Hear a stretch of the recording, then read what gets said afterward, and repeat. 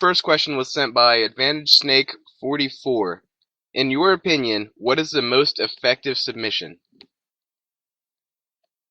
I believe that, that's my goal always to get to the back.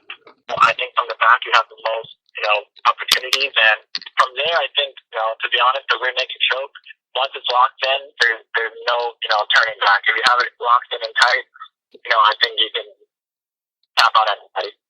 To me, that's the most effective submission. Alright, so this next question was sent by Titanic PY. I never have a problem getting someone into a submission, but once I do, they always seem to escape, leaving me in a terrible position. What tips do you have to ensure the person won't escape once you've gotten them?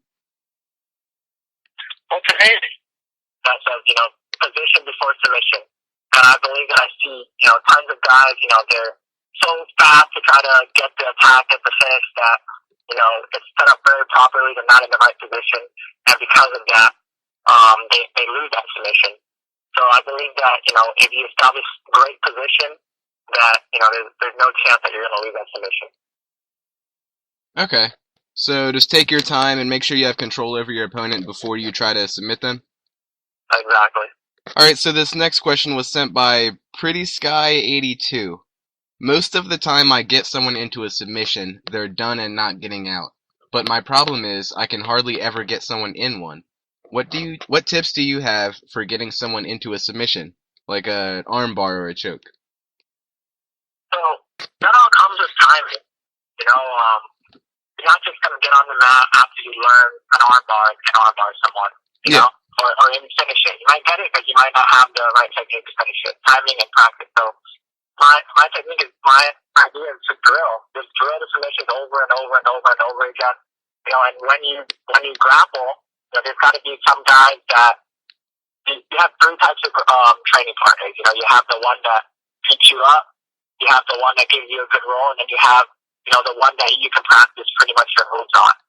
So that's the guy that you kind of have to work your moves on. Don't kill him, but get your moves out there, practice your submissions, and that's pretty much the best way to do it. Just let it become second nature to you.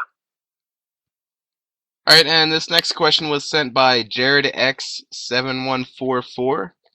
I'm finding whenever I attempt to put someone in a submission, I am quickly countered. People in class I've been rolling with say it's because I am too predictable. What tips do you have to mask that you are going for a submission? So, I believe that that's always like, the next step. I think, a white belt is just learning their submission. A blue belt, they have some submission, but, they're not thinking 2 or 3 moves ahead. Now, when you get to purple belt, I believe that's when you establish your jiu-jitsu game. So, at purple belt, you're starting to think, all right, I'm going to go for this Americana because I know that the guy's going to reach across. When he reaches across, I'm going to get it for the arm bar. Okay, so you'd say with experience you learn to think more ahead? I think you need to set up like a chain of moves, not just going for one submission. This last question was sent by Lordly K3. How important would you say the physical strength of the fighter is when attempting to put someone of the same weight class in a submission? Should strength matter if the technique is done correctly? When jiu-jitsu first came out, nobody knew jiu-jitsu, So, someone who's 160 who knows jiu-jitsu, doing jiu-jitsu against someone who's 160 who doesn't know jiu-jitsu, strength did not matter at all, It's purely through technique, and you're going to submit the guy.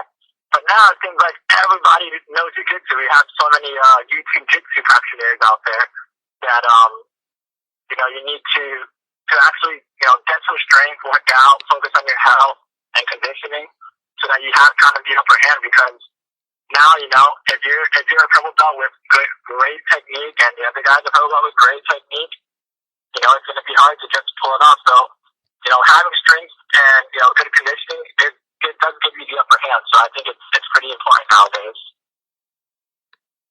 But if the other person doesn't know any jiu-jitsu skills at all, you'd say you could probably get through with mostly just technique? If the other person doesn't know any jiu-jitsu skills, you're golden. Chase Gracie's first in UFC one. Yeah, watching the Gracie fights in the beginning, guys could be way bigger than him, and he would just take him down with ease. They had Exactly. no BJJ defense whatsoever.